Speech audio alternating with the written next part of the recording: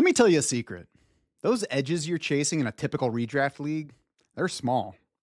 If you want to find big edges on draft day, then you need to be playing with IDPs. That's where even the most serious players aren't always sure how to value players. And I don't have to tell you that a lot of the guys in your leagues aren't that serious. Today, we're traveling to a land where true sleepers still exist. We're hitting 6 potential targets for your IDP drafts, and your league mates are gonna hate you for it. An all new Draft Sharks podcast starts right now. It's the Draft Sharks. Matt Schauf of DraftSharks.com here, and I'm flying solo today, but also bringing 6 of my friends along with me. I am highlighting 6 IDP sleepers on this show. 5 of those guys you can find in my IDP sleepers article on DraftSharks.com right now, where I laid out 32 sleeper picks from every team around the league. Now, I just had to update that on Monday, had to dump my Dolphins pick because Miami cut cornerback Mike Hilton, but you'll still find a bonus Bengal in there, so we still got 32. You still got players at every level, no matter how deep your league goes. I'm going to reveal 5 other guys from that list right here on this episode, and then we're going to close out with another bonus sleeper who didn't even make my article. Up first, though, a rookie that I'm excited about. It's Carson Schwesinger, linebacker for the Cleveland Browns. And you can tell that I'm excited about him because I keep talking about him, even though that's going to be a difficult name to say on the podcast throughout his career. Carson Schwesinger posted an FBS leading 90 solo tackles last season in his final year at UCLA. 7.5 solos per game, most in the FBS since 2020, according to the Athletics' Dane Brugler. 9 tackles for loss, 4 sacks, 3 passes defense, 2 interceptions. Then the Browns backed up that production by drafting Carson Schwesinger at the top of round 2, didn't go for a quarterback, didn't go for anything else, took a new linebacker. And it turns out they needed him probably even more than they thought that they were going to. They already knew about Jeremiah Owusu-Koramoah's neck injury from last year. That's expected to keep him out all of this season as well. And then Jordan Hicks, the veteran linebacker, retired right at the start of training camp when he was waiting for the first few days, I guess kind of seeing if he wanted to put in another camp, decided he didn't want to. So suddenly Cleveland was down 2 of last year's top 3 linebackers. Enter Carson Schwesinger with that college production I talked about. You can quibble over whether he's technically an IDP sleeper, but the Fantasy Pros expert consensus has him listed at linebacker 29. I think that's way too low. You can find him in the Draft Sharks default rankings at LB 9. His specific ranking is going to depend on your specific league scoring and lineup settings. So maybe that'll vary a little bit in your league from where I have him, but I'm excited about the scoring potential on Carson Schwesinger, both because of what he did in college and because of the opportunity that he landed in Cleveland. I mentioned tackles for loss with Carson Schwesinger, and I do that quite a bit when I'm talking about defensive players. Even if you don't score them in your IDP league, it's a good way to identify good performance among front 7 players on defense. Tackle for loss indicates a guy that plays aggressively and is capable of making those plays coming forward, because sometimes you get guys who play aggressive but play out of control. So the leaders in those tackles for loss categories are guys that play aggressively and make those plays coming forward, make them in the backfield. I think you should be scoring tackles for loss in your league. I think it's a good way to reward good performance and not just reward the linebackers who are good at collecting tackles. That could be a bad player who's catching running backs downfield, whereas tackles for loss clearly indicate that a guy has come forward, made that tackle behind the line of scrimmage. So I recommend using tackles for loss in your league. Even if you don't, I think it's a good stat to look at. We do project tackles for loss on DraftSharks.com. I also project quarterback hits, so you can include either or both in the scoring settings for your IDP draft war room. That the draft war room becomes an even more vital tool the more IDP slots that you play with, the further you get from the kind of average fantasy league settings. You only gain value with the draft war room because it makes it a lot easier to gauge player value across positions. Obviously, that's going to get tougher the more positions you incorporate into your league. Now, I just finished talking about tackles for loss. I'm going to hit a couple linebackers who aren't great bets for tackles for loss, and that's fine because most fantasy leagues don't incorporate that stat.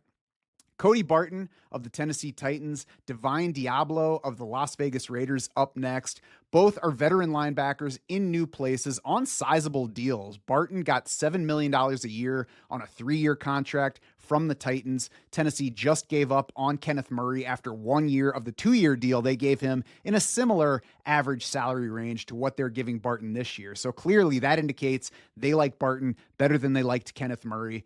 Divine Deablo got the same $7 million a year, just a 2-year deal for him in Atlanta. But still, that's a pretty good investment into a guy who doesn't have a ton of starting experience behind him. We'll hit Barton first, who finished 29th among linebackers in balanced scoring last year for IDP leagues, despite not starting until week 4. So he put up those numbers even though he began the season working behind Alex Singleton, became a starter after Alex Singleton in Denver suffered that ACL tear that obviously ended his season. And that wasn't the first time that we saw Cody Barton put up fantasy points. He was LB 25 in points per game for Washington in 2023, another time where he served a fill-in role. Then LB 18 in his lone season so far in the league, where he was a starter from the beginning of the year. That came in Seattle in 2022. And you might realize by me mentioning those different teams that Cody Barton has moved around a lot. That's because he's not really that good a player. That said, he's been good enough to keep landing in spots that give him opportunity, and he showed enough in Denver last year that Tennessee said, hey, we think Cody Barton is going to improve our linebacking core. I'm not sure he's going to help the defense, but I do know that Cody Barton's going to be in the middle of a defense that presents lots of tackle opportunity. That salary says we should expect him to stay on the field. I think you're at the very least going to get strong tackle numbers from Barton. He's got scoring upside well beyond where he's going to get drafted in IDP leagues this year. Deablo in Atlanta is being paid to replace the combo of Troy Anderson and Nate Landman that lined up next to Caden Ellis at off-ball linebacker last year. I've been a fan of Troy Anderson. I keep wanting him to be the sleeper, but it's clear that the current Atlanta Falcons coaching staff does not feel the same way after seeing Troy Anderson last year. He was splitting time with Nate Landman, like I said, not even getting a shot to start this year. Instead, they imported Divine Deablo, paid him the money. So that contract says we should expect more playing time for Deablo than he got the past 2 years for the Raiders, and probably at least close to full-time, if not full-time. Playing next to Caden Ellis in Atlanta is an interesting spot because even though Ellis is a full-time off-ball linebacker, he blitzes the quarterback a lot, much more than the typical off-ball linebacker does. So he spends a lot of his time playing along the lines of an edge player. He doesn't rush the passer as much, Caden Ellis, as a typical edge player does, but a lot more, again, than a stand-up linebacker, and that leaves snaps for Divine Deablo to play across sub-packages where on another team, the guy in the Caden Ellis spot might be staying back more, playing in coverage more, might be the only linebacker in a lot of those sub packages. So there's room for Divine Deablo to stay on the field more. We haven't seen a whole lot scoring wise from Deablo, but he did rank 27th in fantasy points per game in 2022. That was his second year in the league. He started 8 games that season, didn't open the year as a starter, came into the fold and then started the rest of the way. His scoring that season came almost entirely from tackle production. So we haven't really seen the upside beyond that yet, but Deablo was a college safety, so he brings some coverage, some big play upside, and again, that contract that Atlanta gave him indicates that they want him on the field all the time, so they've got to see more than a guy who can simply collect tackles. That's been an upside spot for fantasy production in previous years, granted a previous coaching staff, but like I laid out, next to Caden Ellis, there's still room for Divine Deablo to put up fantasy numbers in his new role in Atlanta. And you're going to get him in low LB4, maybe even LB5 range, probably going to go undrafted in a lot of IDP leagues. So it might be a guy that you keep an eye on as a potential waiver stash if you're already set at linebacker. The next one is linebacker Jack Sanborn from the Dallas Cowboys. Like Barton and Deablo, he's a veteran in a new place, but unlike those other two guys, we can't look at the contract for playing time guidance. It's just a 1-year deal,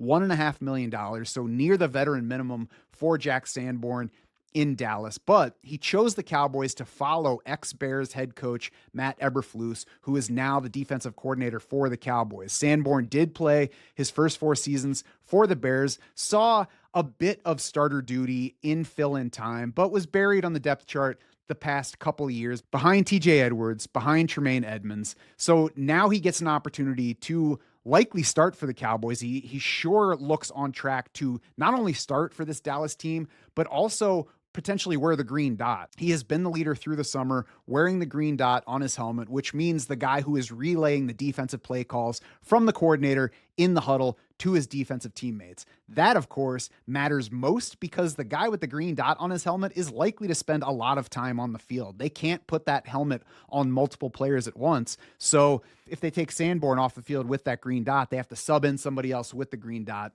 We don't need to go any further than that. If you're wearing the green dot, you're likely to play a lot of snaps. And that's what we like from Sanborn in the middle of a defense that doesn't have any obvious answers at linebacker. I'm a big fan of DeMarvion Overshown, who was on his way to a full fantasy breakout last year for the Cowboys, but then suffered a pretty nasty knee injury. Working back from it right now.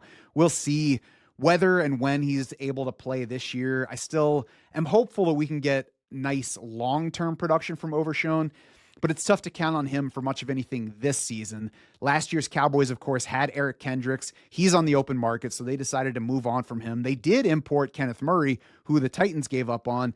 He's dealt with some injuries through the summer, and he's been disappointing for two teams now, the Chargers before last year and then the Titans last season, as I mentioned. So we'll see exactly how playing time shakes out among Jack Sanborn, among Kenneth Murray, and Maris Liufau, who was a rookie for the Cowboys last year, has reportedly had an impressive summer for them this year.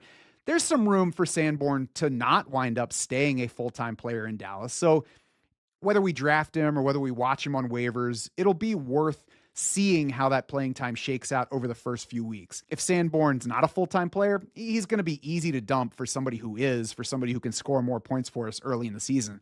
If he does play full-time, though, and we get those big numbers right away, it's going to be a lot tougher to get him off of waivers. So I recommend trying to stash Jack Sanborn on the bench in a deeper IDP league so we can see what happens early on. You can already have him. Of course, I mentioned limited starting opportunities for Sanborn in Chicago, so we haven't seen much numbers-wise, but his college stats were pretty good. 80-plus total tackles in each of his two non-COVID shortened seasons at Wisconsin, 29 career tackles for loss, 11 and a half sacks, 4 interceptions. So we love that kind of cross-category scoring. If he can carry that over into the league, could be a real find way down at the end of your IDP draft.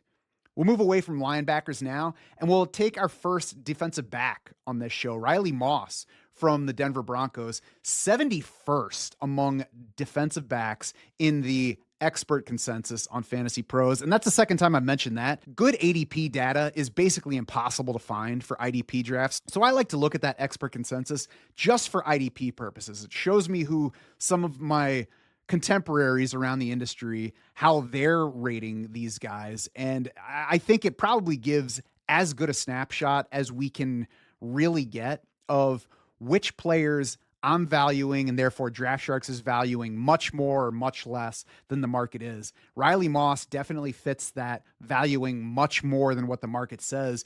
And honestly, I'm surprised that he's as low as he is in the consensus, because just last year, Riley Moss cracked the top 24 in fantasy points per game among all DBs. It was just his second year in the league. It was his first year as a starter. He did lose a few games to injury, so I guess maybe people are overlooking the per game scoring for the full season scoring, but that's a mistake. Riley Moss tied for 9th most targets faced in coverage last season, according to Pro Football Focus, despite missing 3 games. So again, played just 14 of a possible 17 games, but tied for the 9th most targets in coverage. And that is a big key to his scoring upside, because he plays opposite Patrick Surtain II in that Denver secondary. Surtain tied for the 71st most targets among all defensive players in coverage. How do we translate that?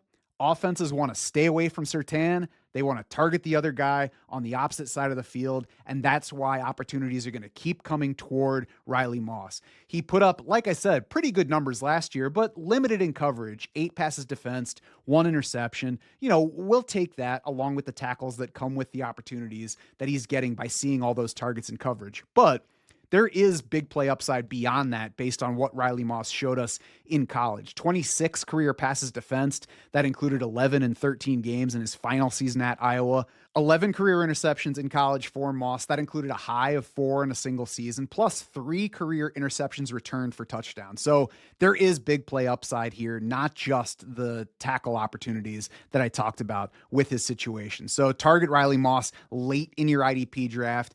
He's a reason that you could just wait and wait on DBs because they're all over the place. Even if you end up drafting 1 or 2 guys that don't work out for you, you'll find more on waiver wire. So it's an easy position to take shots on players and see what happens as we get into the season.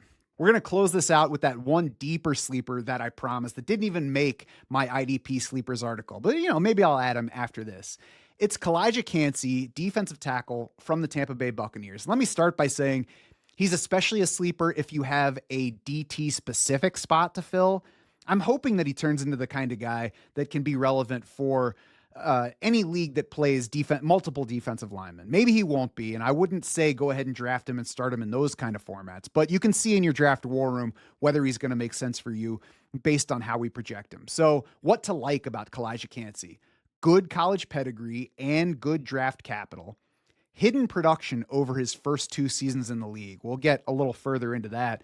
And his small size doesn't look like it's going to limit his playing time. We'll get into the details on that as well. So let me go back to the production over his first 2 seasons. So it's been limited overall. If you check his fantasy numbers, you're not going to see anything all that impressive, but there has been nice hidden production for Calijah Kancey. That's that tackles for loss, QB hits that I talked about before. He tied for 33rd across all positions in total tackles for loss over the past 2 seasons, despite missing multiple games in each of his first 2 years. Calijah Kancey had more quarterback hits and tackles for loss in the past 2 seasons than Jalen Carter for the Eagles, who has been touted by plenty as a terrific young defensive tackle, which he is, but that's why we're using him for comparison here. So Calijah Kancey beat Jalen Carter in both QB hits and tackles for loss, despite playing 6 fewer games than Carter over that span. Each season so far has seen Kancey finish 29th among interior defensive linemen in total pass rushes, according to Pro Football Focus, but 23rd in total pressures. Obviously, we love to see that from defensive linemen.